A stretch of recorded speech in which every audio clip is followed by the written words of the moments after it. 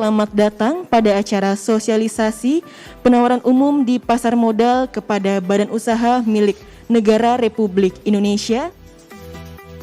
Berdasarkan catatan kami hingga saat ini jumlah perusahaan BUMN yang telah melakukan penawaran umum di pasar modal baru mencapai 23 perusahaan. Berdasarkan hasil penilaian ASEAN Corporate Governance Scorecard (SCGS) pada tahun 2019 yang dirilis pada bulan Juni 2020, terdapat 5 emiten yang merupakan perusahaan BUMN yang masuk dalam kategori ASEAN Asset Class Publicly Listed Companies. Dalam kaitannya dengan tugas dan fungsi OJK sebagai regulator pasar modal, perlu kami sampaikan bahwa saat ini OJK telah menerbitkan berbagai ketentuan terkait tata kelola perusahaan. Kebijakan pengaturan terkait tata kelola perusahaan tersebut dimaksudkan untuk memberikan perlindungan terhadap kepentingan investor sebagaimana diamankan dalam pasal 4 Undang-Undang Pasar Modal demi terciptanya iklim investasi di Indonesia yang aman dan kondusif. Sementara itu, pesatnya kemajuan teknologi informasi saat ini telah menciptakan tantangan baru bagi OJK, terutama dalam aspek perizinan, mitigasi risiko, dan pengawasan terhadap industri pasar modal.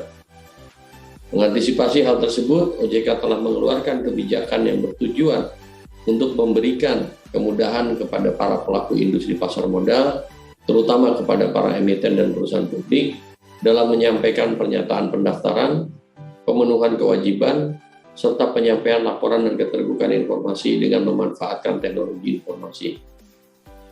Berbagai kebijakan yang telah dikeluarkan OJK tersebut diharapkan dapat meningkatkan efektivitas dan efisiensi pemenuhan kewajiban di pasar modal. Selain adanya insentif pajak berupa penurunan tarif PPh badan sebagai perusahaan publik dan masuknya perusahaan BUMN maupun anak perusahaan BUMN untuk melakukan penawaran umum di pasar modal, tentunya hal tersebut akan dapat memperkuat finansial perusahaan, meningkatkan nilai perusahaan, serta meningkatkan daya saing perusahaan, yang pada akhirnya secara agregat perusahaan-perusahaan BUMN tersebut dapat memperkuat stabilitas dan pertumbuhan ekonomi nasional, mengingat fungsinya sebagai salah satu penyangga perekonomian nasional.